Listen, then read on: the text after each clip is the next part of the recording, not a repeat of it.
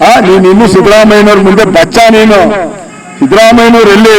ಆಕಾಶ ಎಲ್ಲಿ? ಭೂಮಿಯಲ್ಲಿ. ನೀನ್ ಆಕಾಶಕ್ಕೆ ಹೋಗಿದ್ರೆ ನಿನ್ ಮುಖಕ್ಕೆ ಬೀಳೋದು. ದಯವಿಟ್ಟು ಇನ್ನೇಲಾದ್ರೂ ಪ್ರತಾಪ್ ಸಿಂಹ ಅವ್ರೆ, ನಿಮ್ಗೆ ಅಷ್ಟು ತಾಕತ್ತು ದಮ್ಮು ಇದ್ರೆ 10 ವರ್ಷ ಸಂಸದನಾಗಿ ನೀ ಏನ್ ಮಾಡಿದ್ಯಾ ಅನ್ನತಕ್ಕಂಥ ದಾಖಲಾತಿ ತಗೊಂಡ. ಆದ್ರಿಂದ ಇಂಥ ರಣ ಏಡಿ ಹೇಳಿಕೆಗಳನ್ನ ನಿಲ್ಲಿಸಬೇಕಾಗ್ತಿದೆ.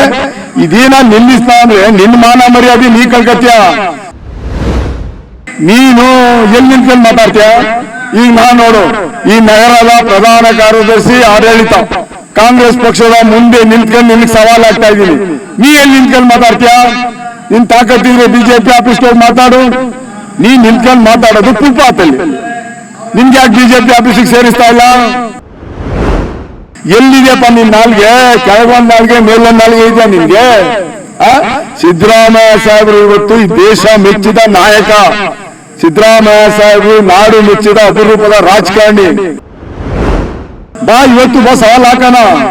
ಸಿದ್ದರಾಮಯ್ಯನವ್ರ ಬಗ್ಗೆ ಮಾತಾಡೋ ಯೋಗ್ಯತೆ ಇಲ್ಲ ನಿನ್ಗೆ. ಮಾಜಿ ಸಂಸದ ಪ್ರತಾಪ್ ಸಿಂಹ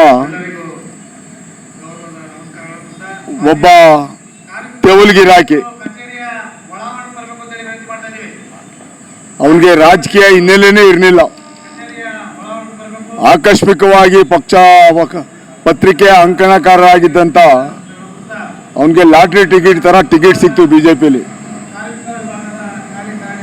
ಪ್ರತಾಪ್ ಸಿಂಹನ್ಗೆ ಸ್ವಲ್ಪನೂ ಮಾನ ಮರ್ಯಾದೆ ಗೌರವ ಇಲ್ಲ. ಅವನಿಗೂ ಅಷ್ಟೇ, ಅವನ್ ಸುತ್ತ ನಿಂತಿರ್ತಾರಲ್ಲ ಇವನ್ ಮಾತಾಡುವಾಗ ಅವ್ರಿಗೂ ಅಷ್ಟೇ.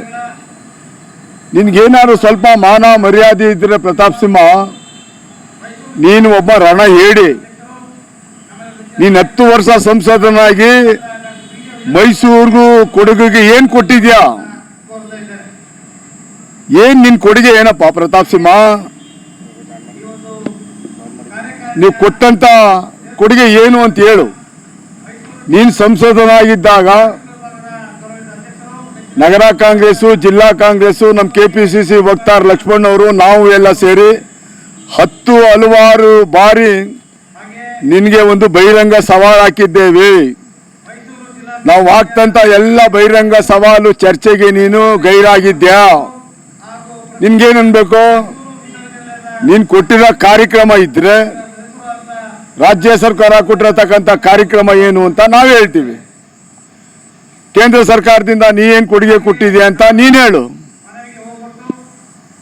ನಿನ್ಗೆ ಎಷ್ಟು ಸತಿ ಕರೆದಿರೋದು, ಸವಾಲ್ ಹಾಕಿರೋದು? ಬಾ, ಈಗಲೂ ಹೇಳ್ತೀನಿ, ನಿನ್ಗೆ ನಮ್ಮ KPCC ವಕ್ತಾರ ಪರವಾಗಿ, ಕಾಂಗ್ರೆಸ್ ನಗರ ಹಾಗೂ ಜಿಲ್ಲಾ ಕಾಂಗ್ರೆಸ್ ಸಮಿತಿಯ ಪರವಾಗಿ ನಾವೆಲ್ಲ ಸೇರಿ ಅರಮನೆ ಕೋಟೆ ಆಂಜನೇಯ ಸ್ವಾಮಿ ದೇವಸ್ಥಾನದ ಹತ್ರ ಒಂದು ವೇದಿಕೆ ರೆಡಿ ಮಾಡ್ತೇವೆ.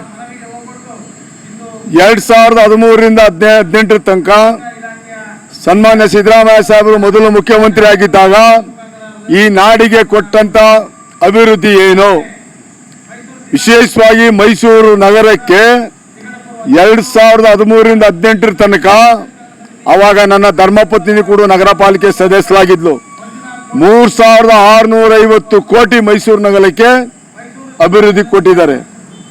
ಆಸ್ಪತ್ರೆಗಳು, ಹಾಸ್ಟೆಲ್ಗಳು, ಶಾಲಾ ಕಾಲೇಜುಗಳು, ರಸ್ತೆಗಳು, ರಾಜಮಾರ್ಗ, ಜಯಚಾಮರಾಜೇಂದ್ರ ಸ್ಟ್ಯಾಚ್ಯೂ, 160 ಭರವಸೆಗಳಲ್ಲಿ 152 ಭರವಸೆಗಳನ್ನ ಪೂರೈಸಿದಂತ ಸರ್ಕಾರ ಮೊದಲನೇ ಅವಧಿ ಸಿದ್ದರಾಮಯ್ಯ ಸಾಹೇಬರು. ಎರಡನೇ ಅವಧಿಗೆ ಬಂದ ಮೇಲೆ ಸಿದ್ದರಾಮಯ್ಯ ಸಾಹೇಬರು 23ರಿಂದ ಈಗ ಏನ್ ಸರ್ಕಾರ ನಡೀತಾ ಇದೆ, ಪಂಚ ಗ್ಯಾರಂಟಿಗಳನ್ನು ಕೊಡುವುದರ ಮುಖಾಂತರ 1,16,00,000 ಜನರಿಗೆ ನೇರವಾಗಿ ಫಲಾನುಭವಿಗೆ ಯಾವುದೇ ಮಧ್ಯವರ್ತಿ ಇಲ್ಲದೆ ದುಡ್ಡು ಹೋಗ್ತಾ ಇರೋದು, ಸರ್ಕಾರದ ದುಡ್ಡು ಹೋಗ್ತಾ ಇರೋದು ನೇರವಾಗಿ ಫಲಾನುಭವಿಗೆ ಸೇರ್ತಾ ಇದೆ. ಇದರೊಳಗೆ ಜಾತಿ ಇದೆಯಾ, ಧರ್ಮ ಇದೆಯಾ, ಭಾಷೆ ಇದೆಯಾ? ಬಾ ಇವತ್ತು ಬಾ ಸವಾಲ್ ಹಾಕೋಣ. ಸಿದ್ದರಾಮಯ್ಯನವ್ರ ಬಗ್ಗೆ ಮಾತಾಡೋ ಯೋಗ್ಯತೆ ಇಲ್ಲ ನಿನ್ಗೆ. ಮಹದೇವಪ್ಪನವ್ರ ಬಗ್ಗೆ ಮಾತಾಡೋ ಯೋಗ್ಯತೆ ಇಲ್ಲ ನಿನ್ಗೆ. DK ಶಿವಕುಮಾರ್ ಅವ್ರ ಬಗ್ಗೆ ಮಾತಾಡೋ ಯೋಗ್ಯತೆ ಇಲ್ಲ. ಪರಮೇಶ್ವರ್ ಅವ್ರ ಬಗ್ಗೆ ಮಾತಾಡೋ ಯೋಗ್ಯತೆ ಇಲ್ಲ. ಸತೀಶ್ ಜಾರಕಿಹೊಳಿ ಅವ್ರ ಬಗ್ಗೆ ಮಾತಾಡೋ ಯೋಗ್ಯತೆ ಇಲ್ಲ. ನೀನು ಎಲ್ಲಿ ನಿಂತ್ಕೊಂಡು ಮಾತಾಡ್ತೀಯ? ಈಗ ನಾನು ನೋಡು, ಈ ನಗರದ ಪ್ರಧಾನ ಕಾರ್ಯದರ್ಶಿ ಆಡಳಿತ ಕಾಂಗ್ರೆಸ್ ಪಕ್ಷದ ಮುಂದೆ ನಿಂತ್ಕೊಂಡು ನಿನಗೆ ಸವಾಲ್ ಆಗ್ತಾ ಇದ್ದೀನಿ. ನೀ ಎಲ್ಲಿ ನಿಂತ್ಕೊಂಡು ಮಾತಾಡ್ತೀಯಾ? ನಿನ್ ತಾಕತ್ತಿದ್ರೆ ಬಿಜೆಪಿ ಆಫೀಸ್ಗೆ ಹೋಗಿ ಮಾತಾಡು. ನೀ ನಿಂತ್ಕೊಂಡು ಮಾತಾಡೋದು ಫುಟ್ಪಾತಲ್ಲಿ. ನಿನ್ಗೆ ಯಾಕೆ ಬಿಜೆಪಿ ಆಫೀಸಿಗೆ ಸೇರಿಸ್ತಾ ಇಲ್ಲ? ಏನಕ್ಕೆ ಸೇರಿಸ್ತಾ ಇಲ್ಲ? ನಿನ್ಗೆ ಹಲವಾರು ಬಾರಿ ನಾನೇ ಪ್ರಶ್ನೆ ಕೇಳಿದ್ದೇನೆ. 2024ರಲ್ಲಿ ಯಾಕೆ ನಿನಗೆ ಪಾರ್ಲಿಮೆಂಟ್ ಟಿಕೆಟ್ ಕೊಡಲಿಲ್ಲ? ದಯಮಾಡಿ ಸ್ಪಷ್ಟಪಡಿಸಪ್ಪ. ಅದು ಯಾಕೆ ನಿನಗೆ ಟಿಕೆಟ್ ಕೊಡಲಿಲ್ಲ? ನಿಮ್ಮ ಬಿಜೆಪಿ ತಟ್ಟೆಲೆ ಯಗಣ ಸತ್ ಮಲಗಿದೆ.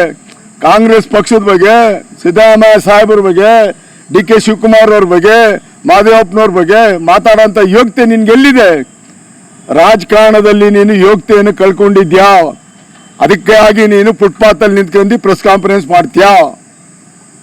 ದಯವಿಟ್ಟು ಇನ್ಮೇಲಾದ್ರೂ ಪ್ರತಾಪ್ ಸಿಂಹ ಅವರೇ, ನಿಮ್ಗೆ ಅಷ್ಟು ತಾಕತ್ತು ದಮ್ಮು ಇದ್ರೆ 10 ವರ್ಷ ಸಂಸದನಾಗಿ ನೀ ಏನ್ ಮಾಡಿದ್ಯಾ ಅನ್ನತಕ್ಕಂಥ ದಾಖಲಾತಿ ತಗೊಂಬ. ನಾವು 2013ರಿಂದ 18 ತನಕ ಮತ್ತೆ 23ರಿಂದ 26 ತನಕ ಇವಾಗ ನಾವು ಏನ್ ಮಾಡ್ತಾ ಇದೀವಿ ಅದನ್ನ ನಾವು ದಾಖಲಾತಿ ಸಮೇತವಾಗಿ ನಾವು ಚರ್ಚೆಗೆ ಬರ್ತೀವಿ. ನೀನ್ ತಾಕತ್ತಿದ್ರೆ ಬಾ, ಚರ್ಚೆಗೆ ಬಾ. ನಿನ್ನ ಬಿಜೆಪಿ ಆಫೀಸ್ಗೆ ಸೇರ್ಸಕ್ಕಿಲ್ಲ. ನೀನ್ ಬಂದು ನಮಗ್ ಪಾಠ ಹೇಳ್ತೀಯಲ್ಲಪ್ಪ ನೀನು ಪ್ರತಾಪ್ ಸಿಂಹ. ನೀನ್ ಇನ್ನು ಸಿದ್ದರಾಮಯ್ಯನವ್ರ ಮುಂದೆ ಬಚ್ಚ. ನೀನು ಸಿದ್ದರಾಮಯ್ಯನವ್ರು ಎಲ್ಲಿ? ಆಕಾಶ ಎಲ್ಲಿ? ಭೂಮಿಯಲ್ಲಿ. ನೀನ್ ಆಕಾಶಕ್ಕೆ ಹೋಗಿದ್ರೆ ನಿನ್ ಮುಖಕ್ಕೆ ಬೀಳೋದು. ಆದ್ರಿಂದ ಇಂಥ ರಣ ಏಡಿ ಹೇಳಿಕೆಗಳನ್ನ ನಿಲ್ಲಿಸ್ಬೇಕಾಗ್ತಿದೆ. ಇದೇನ ನಿಲ್ಲಿಸ್ಲಾ ಅಂದ್ರೆ ನಿನ್ನ ಮಾನ ಮರ್ಯಾದೆ ನೀ ಕಳ್ಕತ್ಯ. ಬಾ, ಅದೇನೋ ಬತ್ತೀನಿ ಅಂತ ಇದೆಯಲ್ಲ, ಚಾಮರಾಜ ಕ್ಷೇತ್ರಕ್ಕೆ ನಾನು ನಿಂತ್ಕೊತೀನಿ ಅಂತ ಇದೆಯಲ್ಲ, ಬಾ ಚುನಾವಣೆಗೆ ಬಾ, ಟಿಕೆಟ್ ತಗೊಂಡ್ ಬಾ. ನಾವು ಶೋಷಿತ ವರ್ಗ ಸಮಾಜ ಅಹಿಂದ ವರ್ಗ ಕಾಯ್ತಾ ಇದ್ದೀವಿ. ನಿನ್ನ ಅಭ್ಯರ್ಥಿಯಾಗಿ ಮಾಡಲಿ ಅಂತ ನಾವು ಕಾಯ್ತಾ ಇದ್ದೀವಿ. ನಿಮಗೆ ತಕ್ಕ ಪಾಠ ಕಲಿಸ್ತೀವಿ. ನಾನು ಹೇಳ್ತಾ ಇರೋದು ದ್ವಂದ್ವ ನೀತಿ ಇರತಕ್ಕಂಥ ಪ್ರತಾಪ್ ಸಿಂಹ, 2 ನಾಲ್ಗೆ ಇರತಕ್ಕಂಥ ಪ್ರತಾಪ್ ಸಿಂಹ. ಇದೇ ಸೂಪರ್ ಸ್ಪೆಷಾಲಿಟಿ ಆಸ್ಪತ್ರೆ ಇನಾಗ್ರೇಷನ್ ಮಾಡುವಾಗ ಸಿದ್ದರಾಮಯ್ಯನವರ ಆಡಿದ್ದೇನು, ಹೊಗಳಿದ್ದೇನು, ಕಳೆದ ವರ್ಷ ದಸರಾದಲ್ಲಿ ಚಾಮುಂಡಿ ಬೆಟ್ಟದ ಕಾರ್ಯಕ್ರಮದಲ್ಲಿ ಆಡಿದ್ದೇನು, ಹೊಗಳಿದ್ದೇನು, ಎಲ್ಲಿದೆಯಪ್ಪ ನಿನ್ನ ನಾಲ್ಗೆ? ಕೆಳಗೊಂದು ನಾಲ್ಗೆ, ಮೇಲೊಂದು ನಾಲ್ಗೆ ಇದೆಯಾ ನಿನ್ಗೆ? ಸಿದ್ದರಾಮಯ್ಯ ಸಾಹೇಬರು ಇವತ್ತು ಈ ದೇಶ ಮೆಚ್ಚಿದ ನಾಯಕ. ಸಿದ್ದರಾಮಯ್ಯ ಸಾಹೇಬರು ನಾಡು ಮೆಚ್ಚಿದ ಅಪರೂಪದ ರಾಜಕಾರಣಿ. ಜಿಲ್ಲೆ ಬಗ್ಗೆ ಮಾತಾಡ್ತೀರಾ ನೀವು JDSನವರು? 10 ಗೆದ್ದು ಬಿಡ್ತೀವಿ, 11 ಗೆದ್ದು ಬಿಡ್ತೀವಿ ಅಂತ ನೀವು ಬಿಜೆಪಿ ವಿಜೇಂದ್ರ ಅವರೇ, ಕುಮಾರಸ್ವಾಮಿ ಅವರೇ, ಅಶೋಕ್ ಅವರೇ, ನಾರಾಯಣ ಸ್ವಾಮಿ ಅವರೇ, ಈ ಜಿಲ್ಲೆಯಲ್ಲಿ ಸಮರ್ಥವಾದ ನಾಯಕತ್ವ ಇದೆ. ಸಿದ್ದರಾಮಯ್ಯ ಸಾಹೇಬರ ನಾಯಕತ್ವದಲ್ಲಿ ಸನ್ಮಾನ್ಯ ಮಾದೇವಪ್ಪ ಸಾಹೇಬರು, ಸನ್ಮಾನ್ಯ ವೆಂಕಟೇಶ್ವರನವರು, ಪುಟ್ಟರಂಗ ಶೆಟ್ಟರು, ತನ್ವೀರ್ ಸೇಠ್ ಅವರು, ಅನಿಲ್ ಚಿಕ್ಕಮಾಧವ್ ಅವರು, ಗಣೇಶ್ ಪ್ರಸಾದ್ ಅವರು, ಯುವ ನಾಯಕ ಡಾಕ್ಟರ್ ನಿತಿನ್ ಸಿದ್ದರಾಮಯ್ಯನವರು, ಸಮರ್ಥ ಮಂತ್ರಿಗಳಿದ್ದಾರೆ, ಮಾಜಿ ಮಂತ್ರಿಗಳಿದ್ದಾರೆ, ಶಾಸಕರಿದ್ದಾರೆ, ಮಾಜಿ ಶಾಸಕರಿದ್ದಾರೆ. 2 ಜಿಲ್ಲೆಯಲ್ಲೂ ಕೂಡ ನೀವು ಸಿದ್ದರಾಮಯ್ಯ ಸಾಹೇಬರು ಎಲ್ಲಿ ತನಕ ರಾಜಕಾರಣದಲ್ಲಿ ಇರ್ತಾರೆ, ಮುಂದೇನು ಕೂಡ ಅಷ್ಟೇ ಈ ಜಿಲ್ಲೆಯಲ್ಲಿ ನೀವೇನು ಮಾಡೋಕ್ಕಾಗಿಲ್ಲ. ಈ ಇಬ್ರು ನಿಮ್ಗೆ ಹೇಳ್ತೀನಿ, ವಿಜೇಂದ್ರ ಅವರೇ, ಕುಮಾರಸ್ವಾಮಿ ಅವರೇ, ನಿಮ್ಗೆ ನಿಜವಾಗ್ಲೂ ತಮ್ಮ ತಾಕತ್ತಿದ್ರೆ ಕೇಂದ್ರ ಸರ್ಕಾರದಿಂದ ನಮ್ಮ GSTಯಲ್ಲಿ ಬರಬೇಕಾದಂಥ ವಿಶೇಷವಾದ ಹಣಕಾಸು ಕೊಡಿಸಿ ಯಾಕೆ ಮಾತಾಡಿಕಿಲ್ಲ ನೀವು? ಬರೀ ಇಲ್ಲಿ ಬರ್ತೀರಾ, ಒಂದು ಫೋಟೋ ತಗೋತೀರಾ, ಒಂದು ಪ್ರೆಸ್ ಕಾನ್ಫರೆನ್ಸ್ ಮಾಡ್ತೀರಾ, ಬೊಗಳು ಸಿದ್ದರಾಮಯ್ಯನವ್ರು ಬೈತೀರಾ, ಕಾಂಗ್ರೆಸ್ಗೆ ಬೈತೀರಾ, DK ಶಿವಕುಮಾರ್ ಮಾತಾಡ್ತೀರಾ, ಬೈತೀರಾ. ಕೊಡ್ಸಿಯಪ್ಪ, ನಮ್ಮ ದುಡ್ಡು ಕೊಡಿಸಿ. ನಮ್ಮ ಜನ, ಕರ್ನಾಟಕ ರಾಜ್ಯ ಜನ ಕಟ್ಟಿರತಕ್ಕಂಥ ತೆರಿಗೆನ, GST ಹಣನ ನಮಗೆ ಬರಬೇಕಾದಂಥ ಪಾಲು ಯಾಕೆ ಬರ್ತಾ ಇಲ್ಲ? ನಮಗೆ ಸೇರ್ಬೇಕಾದಂಥ ಪಾಲು ಯಾಕೆ ಸೇರ್ತಾ ಇಲ್ಲ? ಕೊಡ್ಸಿ ನೀವು. ನರೇಂದ್ರ ಮೋದಿ ಅವರು ಸರ್ಕಾರದ ಮೇಲೆ ಒತ್ತಡ ಹಾಕಿ ರಾಜ್ಯದಲ್ಲಿ ಕೊಡ್ಬೇಕಾದ ದುಡ್ಡು ಕೊಡಿ ಅನ್ರಿ. ಇದನ್ನ ಕೇಳಕ್ಕೆ ನಿಮಗೆ 20 ಜನ ಪಾರ್ಲಿಮೆಂಟ್ ಮೆಂಬರ್ಗೆ ದಮ್ಮಿ, 20 ಜನ ಪಾರ್ಲಿಮೆಂಟ್ ಮೆಂಬರ್ಗೆ ದಮ್ಮಿಲ್ಲ. ಬಿಜೆಪಿ ಸಂಸದರಿಗೂ ದಮ್ಮಿಲ್ಲ, JDS ಸಂಸದರಿಗೂ ದಮ್ಮಿಲ್ಲ, ಕೇಂದ್ರ ಮಂತ್ರಿ ಕುಮಾರಸ್ವಾಮಿಗೂ ದಮ್ಮಿಲ್ಲ. ನೀವು ನಮ್ಮ ಮೇಲೆ ಟೀಕೆ ಮಾಡ್ತೀರಾ? ಇವತ್ತು ಜನಪರ ಕಾರ್ಯಕ್ರಮಗಳನ್ನ ಮಾಡ್ತಾ ಇರೋದು ಕಾಂಗ್ರೆಸ್ ಪಕ್ಷ, ಸಿದ್ದರಾಮಯ್ಯ ಸಾಹೇಬ್ರ ನೇತೃತ್ವದಲ್ಲಿ ನಿಮ್ಗೆ ತಡ್ಕೊಳಕ್ ಆಯ್ತಾ ಇಲ್ಲ. ಹೊಟ್ಟೆ ಕಿಚ್ಚು, ಹೊಟ್ಟೆ ಉರಿ, ಮೊದಲು ನಿಮ್ಮ ಪಕ್ಷ ನೋಡ್ಕೊಳ್ಳಿಯಪ್ಪ.